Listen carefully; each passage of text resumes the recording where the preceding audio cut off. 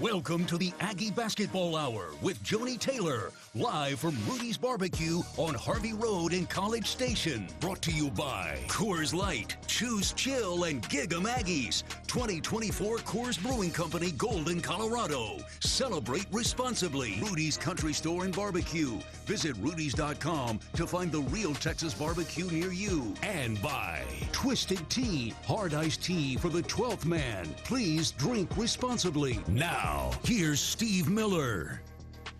And hi again, everybody. Welcome out. We're at Rudy's Barbecue here on Harvey Road. It is the Aggie Basketball Hour with Joni Taylor, and we're joined by Joni Taylor, as we should be, as it says your name on the show. And I'm Steve Miller. Great to have you with us. We have a great crowd on hand. We've got 2 hours of basketball talk. We've got women's basketball here in this first hour, and then men's basketball with Buzz Williams in the second hour. And then if you are just into hanging out at Rudy's, and who's not, and you can come back on Wednesday night for the softball show at 6 o'clock, and then the baseball show Thursday night at 7 o'clock. Did I get that right, Kevin? Thank you. All right, so it is now diamond season, and more shows, more opportunities. It's that transition of February that kind of, hey, it is a busy time around campus. Yes, it is. I think we had an indoor track meet last weekend. I walked over there and got a sneak peek at that before we left to go to LSU. I could hear softball. You can hear the music playing. Like, there's just a lot going on. You can hear the music over in baseball. So it's exciting times. I always love this time of year. Yeah, and I think the SEC indoor track meet is coming to town here in a few weeks as well. So I mean, they've got a lot of stuff going on. The baseball team is ranked number 1 in every poll. Just another one came out a few minutes ago. So super exciting. And what is softball, 7? And softball, I think, is 7. Yeah. Do you believe in the part of I guess it's kind of old adage as rising tide raises all ships? I do. I absolutely believe in that. Jim Foster, who was the coach at Vanderbilt when I was a player, and after he left Vanderbilt, he went on to Ohio State. He's retired now, but has become a really dear friend and mentor of mine. And I didn't get this story from him. I got it from Candace Story, who is the now athletic director at Vanderbilt, but she played at Vandy when I played at Alabama. And I saw her a couple of years ago, and I was telling her that I had just seen Coach Foster and just what he has meant in my life and the later part of my life as I've gotten to know him. And he's just been an incredible resource for me. But she was telling me how at Vanderbilt when she was there, he would not allow them to go to training table with the other student athletes where they ate because he did not believe at that time, we're talking the 90s, right, at Vanderbilt, that their mindset was what it should be to be an elite athlete. So he had separate food brought in, and they ate separately because he did not want them around what he considered to be not mediocrity, but not the same level of mindset that they had. And at that time, women's basketball at Vanderbilt was like the biggest thing going on. But to your point, a rising tide, raises all ships. Like once they started winning and becoming competitive, people wanted to be around the women's basketball team. But in the same light, there's a study that came out that talked about high achievers versus low achievers. And it says if you work next to, compete next to, or within 15 feet of a high achiever, then it raises your capacity by 15%. Interesting. Right? Likewise, if you are around a low achiever, working out next to, competing with, practicing with, your cubicle is next to within 15 feet, your production drops by 40%. That is a huge percentage. So it goes both ways. Like I don't want to be around people who are mediocre. I definitely want to be around people who are better than me because that's going to raise my level. Yeah, and I would say for the athletes on your team, they get an opportunity to be around other great athletes. It's so many great sports here at Texas A&M. Yes, absolutely, and that's what you want, and to see them have that camaraderie and that level of just connectivity, whether it's at training table, over at academics, or even in some of the organizations that they participate in. It's been really good to hear them, just even on the bus or just in passing, talk about, I was talking to so-and-so about this. And, you look up at a volleyball game and you see the men's basketball team, and you look up at our game and you see volleyball and you see softball and you see track, and it's just great how we all support each other. Yeah, and then, I know the ladies on this team, they want to know how the men's team is doing. They're kind of scoreboard watching as with everyone. Absolutely, especially on the road. We're all trying to pull out the iPads, pull out the phones, track scores. Yes. The last two games for Texas A&M, maybe not want to track the scores very much here on the women's side. Yeah. Where do you think you stand today? I think we are figuring out who we are without our leading scorer, leading rebounder, and best defender. And while I do believe that, some of our goals against Texas A&M were to not turn the ball over, and we didn't do that. It was 14 or less. We actually had 11. And we wanted to be plus or minus 8 rebounding with them, and we lost that battle by 1. They had 33 rebounds. We had 32. We had 18 offensive rebounds. We just didn't convert them. We're still missing free throws, which is not something that we have been doing, and I don't want to create that habit. We got to figure out how to score. Texas, we hold Texas to 70 points. They average almost 90 points a game, so we hold them almost 20 below their average. Well, you got to figure out how to score, and that's where our staff met until almost 10 o'clock Sunday night. I'm meeting again with Rodney Hill after I leave here. We're going to go put our heads together on Auburn, but about us offensively versus Auburn. And that we've just got to continue to figure some things out and move some things around. So with AC being out, everybody has shifted their seat at the table. And they're sitting in different seats than what they usually sit in. And so that takes a little bit of trust and just grit. And everybody has to raise their level. Yeah, that creates different combinations out on the floor for you as well. Yes. Well, to start the game is a great example. Lauren's playing the 4. She's taking the ball out. Texas is pressing us. That didn't feel very comfortable to start the game. And so we literally switched Sahara and Lauren, even though we've practiced it all week that way. And we put Lauren at the 3 spot and Sahara at the 4 spot just for that possession to take the ball out. Sahara takes it out. We get it in. We pass it back to Sahara. Now she's got the ball, and now we're all in sync a little bit. So it's just we are in the moment trying to figure it out possession by possession. I was finding it interesting. Teams who, like Texas yesterday, was showing that they were going to press, and they were just kind of challenging the inbound. Right. What is it? What are they trying to achieve there? Just slow you down, run some clock. If Rory's a really good defender, that's naturally what she does, is picks you up 94 feet. If you make a mistake, she's there to capitalize on it and score. But really, it's just to wear you down over time, wear out your point guard, and to take some time off the clock. Jade Kent, a couple of games we've talked about, hey, can she get the points together? And she's had double-digit score in the last 2 games and had like 5 games in a row where that just wasn't the case. Yeah, you look at her and, man, she's just physically got a lot of good gifts. And so I've been telling her, like, you're leaving money on the table. Like, every time you don't go get a rebound, every time you're not aggressive to the rim, you're just leaving stuff on the table that you can do. And so we've just been on her about being aggressive. Coach Hill has done a good job of getting with her, showing her film, and like processing for her, like, this is where your spots are. And she's really done a good job of taking that in. She's also she's come in the morning and is getting some morning workouts in, and that you can tell has helped her as well. So, extremely happy for her. We need that from her, and we need it to continue. And when you start looking at both she and Sahara are going to have to play 30-plus minutes. They are. I think Sahara played 40 at LSU, and then probably 38 last night. That just is where we are. And they both are pretty well conditioned to be able to do that. The post play was something to watch last night. That's one way to put it. Yeah, you kind of if you were kind of able to watch away from the ball. I know that WWE had Royal Rumble on this weekend, but I didn't know we were going to see it yesterday on the court, especially with when Jada got wrapped up with Taylor Kyla. Jones. Yeah. Well, Jada got wrapped up with Kyla too. Old Claire. I'm not sure. I'm pronouncing her last name. Old Acre. Thank you. Yep. Her wingspan is like 6'10" and a half. She is long and she is big, and I kept thinking Jada was going to dislocate her shoulder. The way like she kept, I was like, stop it, and she's like, it's not me. I'm like, some of that's you, Jada. Some of that's you. She's sneaky with it, but no, they let him battle. They let him battle. I thought Jada did a good job of keeping them off the paint and finding position inside. And how about Lauren Ware inside in the post, getting some block shots, rebounding the ball. She's starting to be an offensive presence for us on the block, which is something that we have needed from her. 5 offensive rebounds for Lauren yesterday, and some of those, hey, you're just taller than everybody else supposed to get them, but you also have an opportunity to try and score with those second chance opportunities. Yeah, I think she has a good feel for when I need to pass it back out and when I need to score.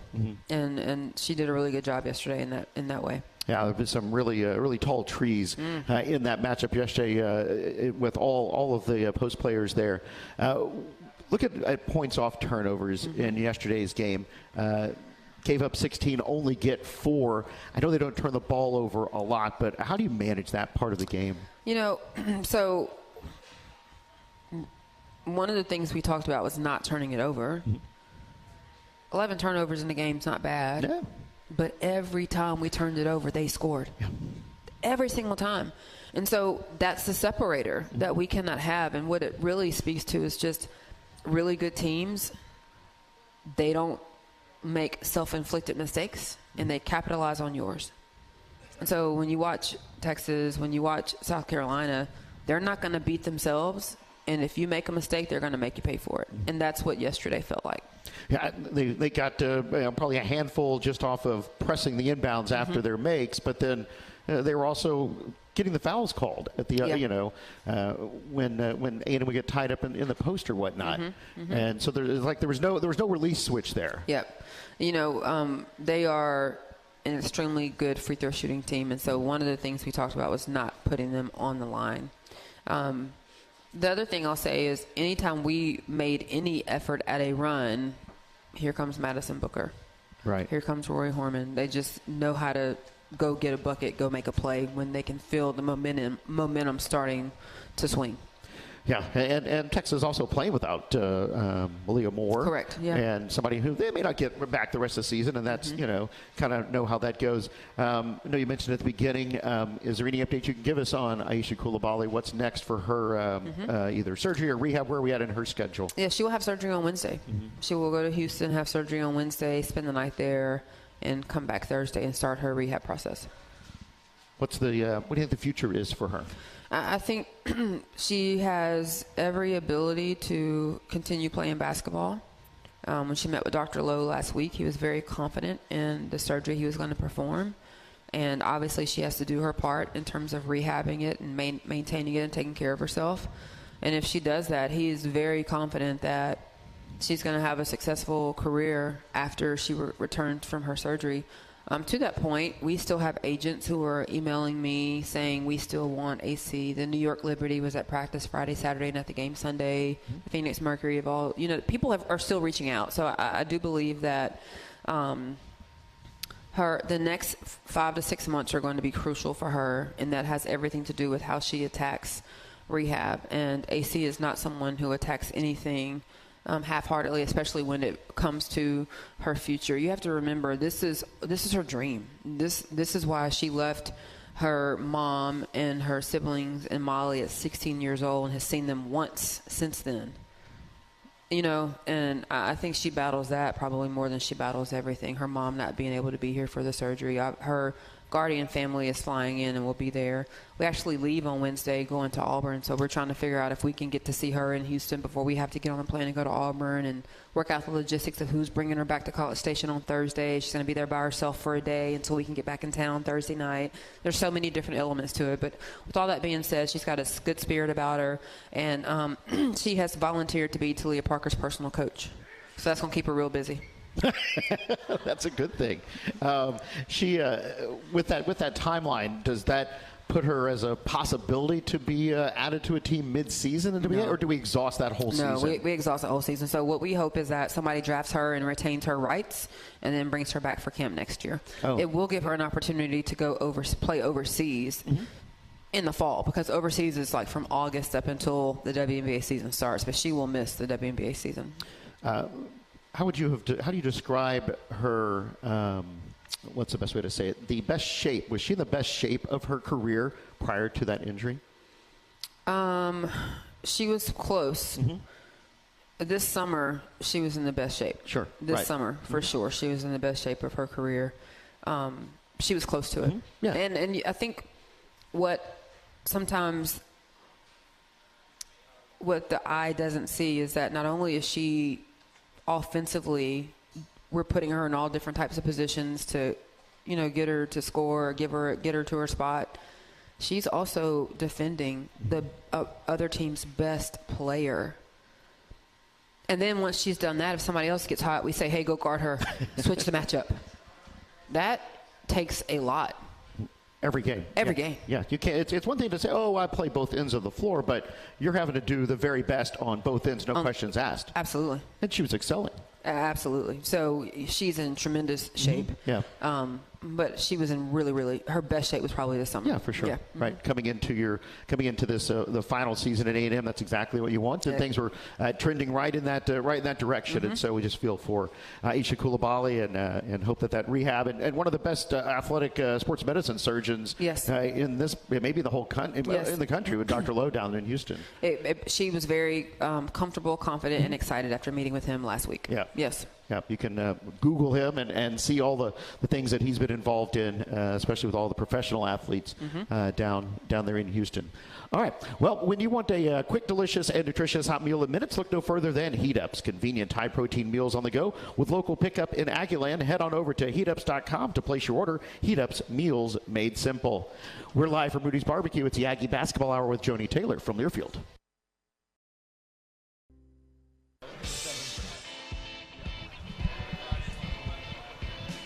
Head on over to your local Rudy's or Rudy's.com to place an order for their Real Texas Barbecue. Enjoy 100% oak smoked meats, delicious sides, and Rudy's signature sauce. And don't forget, Rudy serves made-to-order and grab-and-go breakfast tacos every day until 10 a.m. We are back at Rudy's Barbecue here on Harvey Road in College Station. It is the Aggie Basketball Hour with Joni Taylor. With Coach Taylor, I'm Steve Miller, and we've got a great crowd on hand here. The next game for the Aggies this Thursday going to be at Auburn. 6 o'clock p.m. Central Time will be the start. You can listen here on the A&M Sports Network. Locally, that'll be on Zone 1150. You can also watch SEC Network Plus. And then Sunday, Aggies host Missouri, 3 o'clock the start time this Sunday at Reed Arena for A&M and Missouri. It will be our BTHO breast cancer game, and that game will be on the SEC Network and here on the A&M Sports Network, News Talk 1620. We're watching on the screens here Florida and Arkansas. Florida will be here on February the 20th, second to last home game of the season. And what's it like trying to play on a Monday night? What does that do to your schedule? Is that good or bad? Everybody has a Monday night game. Yep. It just there's 3 games that week. So you go Monday, Thursday, Sunday. So it changes things a little bit. It gives you, most of the time when you play on a Monday, you don't obviously play the day before, so you go Thursday and you can give them Friday off, which is good. And then you go, Saturday, Sunday, play Monday, Tuesday, Wednesday, play Thursday. By Friday, you're really having a walkthrough. There's only so much. There's only so much, right? You're having a walkthrough. What really is challenging with the 3-game schedule are those games at home or on the road, and are those games Eastern time or Central? Because that kind of, is a 12 o'clock game on Sunday after playing the 9 o'clock Eastern game on Thursday. So those are the dynamics that kind of can make it interesting or challenging. But everyone at some point is going to play a 3-game schedule. And A&M will have one of those coming up here. Actually, it's on the road, but it will follow a Thursday bye and then have the Monday game, which is an interesting combination. Very interesting. I don't know how many times that has happened. I don't recall that at A&M. That has never happened. I think I don't know how many years it's been now that I've been in this league. That's never happened. Yeah. That it's been a Thursday bye into a Monday. And so Monday on the road that week at Alabama, Florida on Thursday, and then Mississippi State on Sunday. Yes. And so you see how that combination goes, but that's just one more quirking of the schedule. One more quirking of the schedule. Having the bye doesn't make it feel the way it would feel if you played Thursday and then went Monday, Thursday, Sunday. Yeah, I kind of like that. That stretch there. Florida is up by 10 on Arkansas, and Aggies were at Arkansas last Thursday, and kind of got caught up in a little buzzsaw of a Higginbottom. Yeah. Izzy Hickenbottom started in Missouri, transferred to Arkansas State, and came back to Arkansas. She is pitcher Georgia Amore from Kentucky, the point guard for Kentucky, with more girth and probably better pieces around her a little bit, I would say. She got going in the first quarter, and man, she's one of those players that can get on a burner. She got on a heater, and we just we were supposed to be heavy chest on ball. I didn't think we were heavy chest on ball. And then when we finally got heavy chest on ball, she found teammates. And listen, Arkansas is either hot or they're cold. There's not much in between. And They had people shooting threes on Thursday who take like one a game. They made 7. It's just like, here we go. Yeah, and again, when you talk about one of the simple keys to that game, you told everybody is to put pressure on the ball. Put pressure on the ball. And force them into doing so. If not, they're just going to go past you. And it seemed like that just didn't happen very often. And that's every night in this league. Like, if you let teams do what they want to do, all 16 teams are good enough to beat you. You cannot let them do what they want to do. And I thought Arkansas had their way with us from start to finish. I was disappointed in our effort defensively, especially considering that is who we are, our identity. And I think we let missing shots on offense affect how we played on defense. We dropped our head. We had a pity party about it. And I think it carried over. We didn't sprint back. And it carried over to how we defended. We just weren't ready. We didn't have that fight that we have. And so that was disappointing to see. I will say this too, and I said this to the team. I also believe, going back to the LSU game, we lost AC in the second quarter, and then we were still able to play LSU really well the third and fourth quarter, and it was a 2-point game in the fourth quarter. And I think our team had a false sense of who they were without AC. In reality, hit really hard on Thursday at Arkansas. Where was that group that played in that second half at LSU and overcame 12 points in front of all of whatever that is there and get it down to 2 points? And yeah, there was a little scoring drought, but that's not easy to do for anybody in the country. And, well, I think we were scoring enough at LSU that it kept them motivated to come back and do some things. And it was shocking to see. We have never been a team, in my opinion, that has allowed not scoring to affect how we show up on the defensive end. So, again, that's why I was disappointing on Thursday to see and to watch. And so we talked about it. We showed it to him Sunday. We had trouble scoring on Sunday, but I thought we still fought. I thought we still played really hard. So hopefully we've tackled that. And our job is, as coaches, is to continue putting them in positions to be successful, continuing to keep them positive, and continuing to make sure they have resolve and some grit and just the things that you're going to need as we try to figure some things out in a really tough situation in a league that is unforgiving. Oh, sure. Right. Yeah, because it just keeps going. This is the number one league in the country. And, what a great year for the SEC. Yeah. Do you look at your team, because the outsiders are going to say, hey, who's going to take Aisha Coulibaly's points? But it's an opportunity for everyone to take a little something there. Yeah, there's not one person who is going to take our points. It's going to be score by committee. It's going to be, try to score before the defense gets set. Let's make free throws. Go get an offensive rebound to a putback. It's going to be sprinkled and spread out and passed around by everybody. Same thing for her rebounds. You talk about some free throws. That's a spot too that it could needs a little more focus when you're standing up at the line. Listen, from really good shooters. So Lane missed 2 free throws. Yesterday. She's one of our best free throw shooters. And listen, the question I always get: well, do y'all practice them? Yes, we do. No, of course not. No. We do. Let me just go ahead and answer that question. We do. We shoot several a day, every day.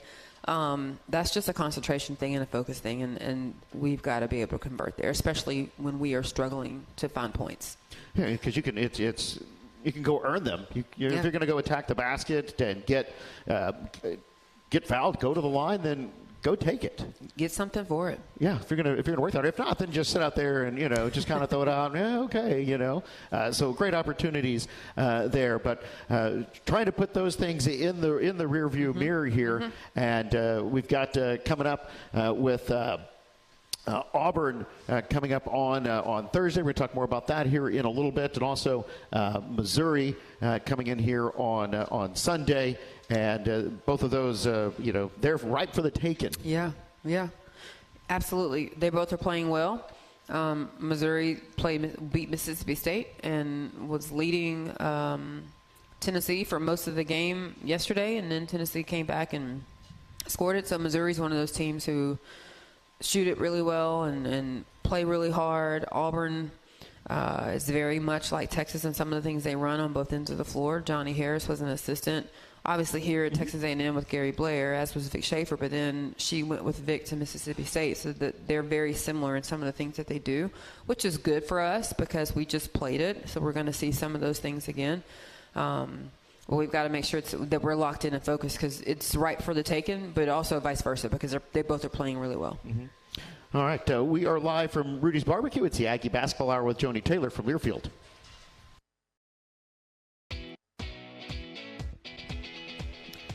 At Costa Vida Fresh Mexican Grill, we source high-quality ingredients and make our recipes from scratch every day. Starting with our fresh tortillas to our chips and queso, Baja Bowls, quesadillas, tacos, and more.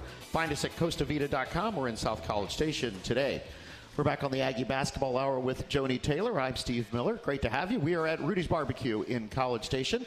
Got women's basketball talk until 7 o'clock, and then the Aggie Basketball Hour with Buzz Williams will happen from 7 until 8 o'clock here at Rudy's Barbecue. Aggie women will be at Auburn on Thursday, 6 o'clock, and then host Missouri this Sunday at 3 o'clock. And we are excited to be joined by our Director of Video and Player Development, Nancy Mulkey. Hi. How you doing? Good. How are you? Great, great. So that wasn't your title the last time that you were on the show. It was not. So tell us about how your duties have evolved over the course of your couple of years here. Yeah, no, for sure. Obviously, I was a graduate assistant for the past 2 years. Ended up getting my second master's here. That's in recreation and youth development. And then Coach Joni hired me full-time in the summer. I'm very grateful for that opportunity to be in the position that I was in. And so now, as you said, I am the Director of Video and Player Development.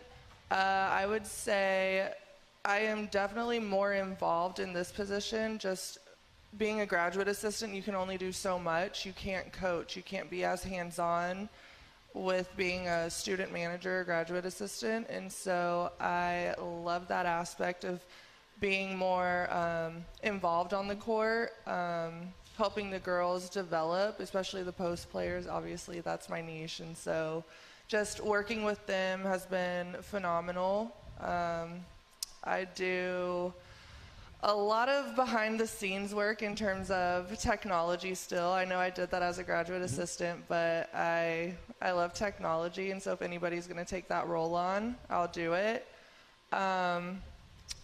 Helping with recruiting, helping Reagan, our new graduate assistant, really get in the groove of things, help him learn the process of how things work, especially with recruiting practice players, not recruiting practice players, but, you know, getting them onboarded, helping the managers, just things like that. And so it's been a really good transition, and I've had a blast doing it. Yeah, I mean, that's again, you see the development and the growth there. I don't think you gave up any work. Sounds like you acquired a lot more work. Hey, I'm a go-getter. Yeah. And so I absolutely love if I'm going to get a responsibility from Joni, Chelsea, Flip, Rob, anybody on staff. I'm going to do it. I'm going to figure it out and get it done. And so I would say I'm a very reliable person. What role in the kind of the player development and your interaction with the team? How would you describe that? More hands-on, as I said, especially with the post players. But I think just the involvement with everything. I know having to really take a back seat as a graduate assistant was hard, especially when I had critiques that I wanted to say. Obviously couldn't due to compliance rules and the position that you're in, but having that freedom in that space to be able to provide that feedback. And so it's been really good being able to build that connection with them and helping them evolve on the court. How have you seen the post players develop over the last? Some of these ladies have been here a couple of years now. Yeah, I would say we've definitely been hitting home on finishing around the rim. As a post player, I think you should be shooting at least 70% inside the paint, especially with the dominant post players that we have. And so really just right now breaking old habits and really getting our elbows out to finish through contact. I have them with the weighted ball in the morning doing 10 non-contact finishes, and then I get the foam stick and I just whack the crap out of them because we need to finish those under the rim. Well, it prepares you for a battle like yesterday. Exactly. You got to be prepared to go up make the basket and not get a call. And when you get that call, you get the and one. And then go to the free throw line, knock the free throw out, and yeah. So I think now that you've offered whackings with a foam stick, I didn't see anybody's hands kind of go up. It was kind of a, whoa, yeah, it's funny. Hey, but it's a friendly hit. Just a friendly whack there. How heavy is the weighted ball? You know? That I'm not entirely sure. Maybe like 5. Okay. Enough to get your attention. Yeah, I mean, it's a lot heavier. Yeah. It's pretty heavy. And so by the time that they finish the first set of 8 to 10 non-contact hits, their arms are burning. Oh, wow. So when you look at you're talking about the finishing moves and making those points, especially in the paint, the game seems to widen out. The floor seems to get bigger. How far is too far for post players to go shoot? Oh, if they have the ability to shoot a 3, let's go ahead and knock it out there. So I think that's important with the player development of evolving them into what they also want to be, but also what their potential has. So, or what potential they have. We've seen Amira this season hit some, 15 to 18 footers along the way. Yeah, no, and she's shooting them consistently, and so that's where we want to be. We want to be able to finish around the rim, but also to spread the defense out, be able to knock down those 15, 18 footers. That way it opens the paint for the guards to drive. You get your drives and slides. There's so much film out there. I mean, you're engaged in all this film stuff. And so if you're a post player, yes, we may know you can shoot, but are you getting the first shot for free?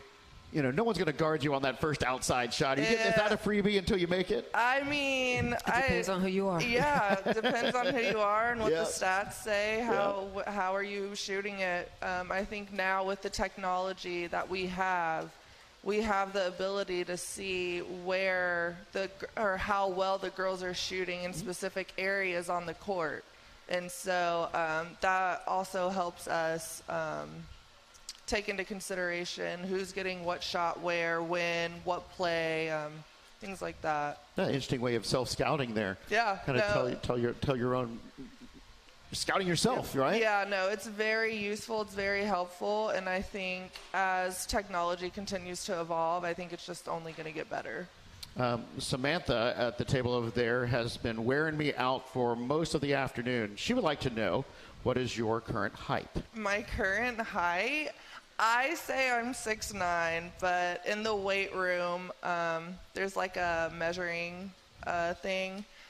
And I know I did it by myself. I didn't have anybody to vouch for me, and it's not as reliable. But I think I got up to 6'10" and a half. So was your hand still touching your head at that point, or were you kind of holding it up over? I went right back. Okay, all right. So I think 6'10" and a half. Oh, yeah, no shoes. So okay. Well, that was good. Yeah. That was pretty honest. Yeah, that was great. So you mentioned your second Masters. Is there a third Masters in the kitty somewhere here? I think I'm done with schooling for now. So you haven't closed the door. It's not closed. Yeah. I mean, there's always interest outside of basketball, and so obviously I love basketball. And then, whatever happens after, I think it's really good, and this is what Joni preaches to the girls. You want to have a plan outside of basketball. Yes, you want to be great while you're here on the court, but what are you doing off the court? How are you preparing yourself for life outside of basketball? And so my college coach is really close with Joni, and so they have very similar philosophies in preparing you for life outside of basketball.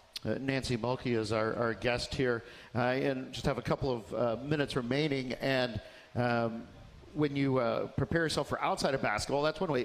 What do you want to do with basketball? Do you want to consider continue on the coaching path? Yeah, I think that's definitely something I'm interested in. Obviously, staying with Joni that's all I could ever ask for. She's a phenomenal person, coach, mentor. She's just really good in who she hires. You learn from the best. And so I think just gaining all of the knowledge that I can with her and her staff can only propel me and push me forward. Do you have any tips for young players that are just starting in the game? Work on the fundamentals. I think that is looked past nowadays. And then really building relationships with the coaches that you're talking to, really getting to know them, what their philosophies are, what they believe in, how are they going to develop you. They're all important questions. And so what you want out of your college experience, I think, is something that younger kids really should really sit down and think about. Yeah, and now there's so many other factors that are involved in these things, but you still have the basics never changed. Exactly. So the fundamentals, like I said, we're working on finishing around the rim. That's a basic fundamental, and so you gotta start somewhere. Excellent. Nancy, thanks for being here. Thank you, Steve. Nancy Mulkey, everybody. When you need a new roof or just have a pesky leak, you want to call on the winning team at Schulte Roofing, home of the Bulletproof Roof Guarantee. Get the best. Visit SchulteRoofing.com. We're live from Rudy's Barbecue. It's the Aggie Basketball Hour with Joni Taylor from Learfield.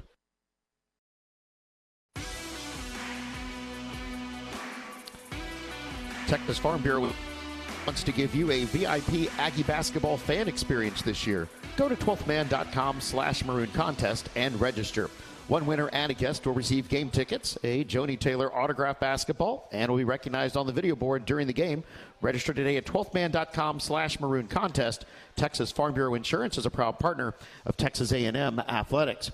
We're at Rudy's Barbecue here. It's the Aggie Basketball Hour with Joni Taylor. Aggie women are at Auburn Thursday, 6 o'clock, and then home this Sunday for Missouri at 3 o'clock. It's the beat the hell out of breast cancer game. And, Joni, anything special brewing with that game here, with the breast cancer promotion here? You know, we're excited about that game always. It's a chance to recognize survivors, to honor those we've lost, and just to bring, awareness to just horrible disease. But one of the things that we're going to do 24 hours leading into the game, for every T-shirt that is bought, I'm going to match that dollar amount.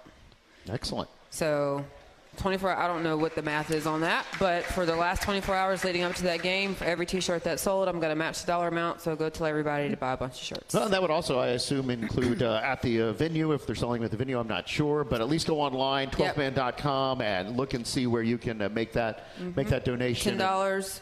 I saw the shirts last week. They're really, really nice. $10. So, and all the money goes to a great cause. So we want to all do our part. I think all of us can know someone or has been personally affected by breast cancer. Proceeds are benefiting Pink Alliance and the Kay Yao Foundation. And for folks here who may not know who Kay Yao was, can you share a few thoughts? Kay Yao was a legendary coach at NC State. Actually, NC State's playing on TV right over there. Wow, there's her banner hanging in the stands. Hey. How about that? That's a God thing, y'all. There's Kay Yao right there. And so this is obviously their pink game. And so Kay Yao was a legendary coach at NC State. Found out she had breast cancer. And this was a long time ago where a lot of people didn't publicly announce that. And she chose to make her battle public. She continued to coach. But she started the Kay Yao Cancer Fund to bring awareness to the disease. And even after she retired from coaching, just went on to become a great champion for it. And so now, obviously, the Kay Yao Cancer Fund raises millions of dollars a year to try to go support women who are in their fight. And especially, they have a program for women in underdeveloped communities. They come to wherever the Final Four is every year, and they do mobile mammograms at the Final Four. So they just have done a really good job of being in the forefront of bringing awareness to it. Will you guys have pink uniforms for this game? We will. Okay. We will have on pink uniforms, yeah. Are they dominant pink, or are they white with pink trim? Any tees we can put out there right now? Ooh. These things are so far done in advance. I was going to say, I'm trying to think back. So there's years where it's pink and then with white trim, and then there's years where there's white with pink trim. I don't know if this is a new uniform year or not, so I'm going to say they're white with pink trim, and watch Sunday it be the opposite. I haven't seen them. That's a Meredith question, actually. It's a thought that counts. And you've already planned out your outfit, I'm sure. No clue. Oh, really? No clue. I figured this would be like one of those marquee deals. I've got the special pink outfit from head to toe. And I don't have a clue. Well, I don't have. I mean, look, we'll swing by the house and help. It'll be fun. Yeah, thank you. That'd be great. Sammy can help me out. That's right. Sammy will do it. They would love to mess with Pink. That is for sure. All right, we're live from Rudy's Barbecue. It's the Aggie Basketball Hour with Joni Taylor from Learfield.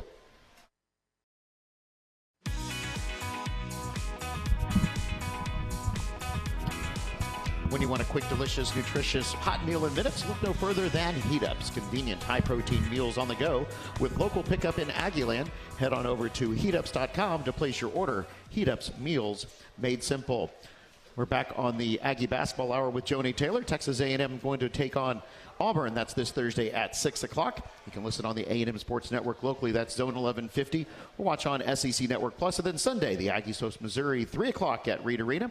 It'll be the Beat the Hell Out of Breast Cancer Awareness Game, and that will be at 3 o'clock, and you can listen on News Talk 1620, watch on the SEC Network. We need a final timeout, and then we'll have our remaining moments with Joni Taylor. We're live at Rudy's Barbecue. It's the Aggie Basketball Hour with Joni Taylor from Learfield.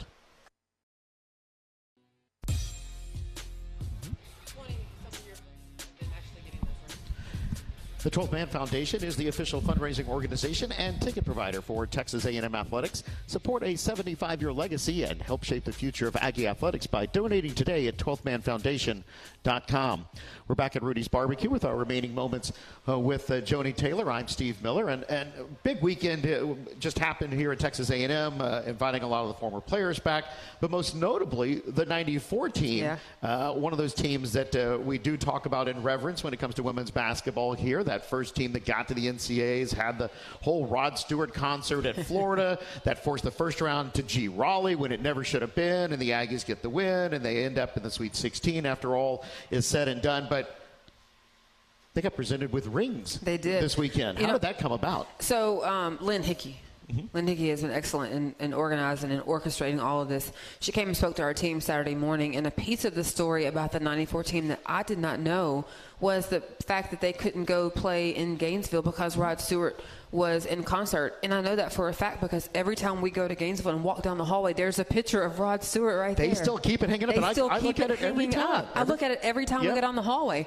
So she's standing there Saturday, and she's saying, they couldn't play their game because Rod. I was like, yeah, they sure did, because that man's on I see him every time I walk down the hallway. They're very proud. They're Florida. Very proud about it. I hope it was worth it, right? And they were like a 4-seed or something that year. They were a pretty good team. Carol Ross had them rolling. That was Delisha Milton. That was Muriel Page. They were really good. So Lynn Hickey always felt like this was a team that should be honored. So you have to remember this, before this team, like women's basketball at Texas A&M just had not taken off. They were the first to do things and to actually set the standard and to show us what was possible. And so she just really felt like that team should be honored with rings. And she worked really hard and continued working really hard and having conversations. And she got everyone together and orchestrated it. And so actually Saturday night, they came to practice on Saturday morning. And then Saturday evening, they just met over at Cooper's Barbecue. And I went over there with them. And it was very informal, but very just intimate. We were in the back room, and they shared stories. And to watch that group come together, some of them hadn't seen each other since they played. Some of them see each other all the time. And it was really special to be a part of. And she wanted them to have their rings Saturday night so they can all open them at the same time. And also because as you're getting recognized Sunday, it's just really hard to call everybody's name and give them a ring and get them off the floor. And it was just, you don't want to rush a moment like that. And so to be there and just watch them all open their boxes at the same time was really special. And to see the emotion around it, to see how emotional they got, just told you how much they cared, how validated they felt, and that they understood, a lot has happened here. In fact, the 2011 National Championship team gets talked about all the time, as they should, but it wouldn't have happened if that 94 team had not come together. It was 10 new players and trusted Lynn and just the staff she put together that year. Yeah, it was a special thing. You see those ladies walk out on the court yesterday. I was going, okay, no, it was trying to name them as fast as we could, trying to beat the announcer. But that was a great team, led by Lisa Branch at the guard position. And some of those ladies have gone on to really, really great things. Andrea Williams is there, and she's now the AD at UIC. At UIC, I was trying to remember. It was one of those schools in Chicago. Schools, so anyway, all right. So that was great. It was a great weekend. It's great to have everybody back, and appreciate you being a part of that and helping to make that happen. All right, the Aggies are off to Auburn on Thursday, and then it's Missouri here on Sunday. Our thanks to Joni Taylor and to Nancy Mulkey. Our engineers, Kevin Minchow and Lacey Williams, back in Jefferson City. For Coach Joni Taylor, I'm Steve Miller. The Aggie Basketball Hour with Buzz Williams is up next. Have a great night, everybody. This has been the Aggie Basketball Hour with Joni Taylor from Learfield.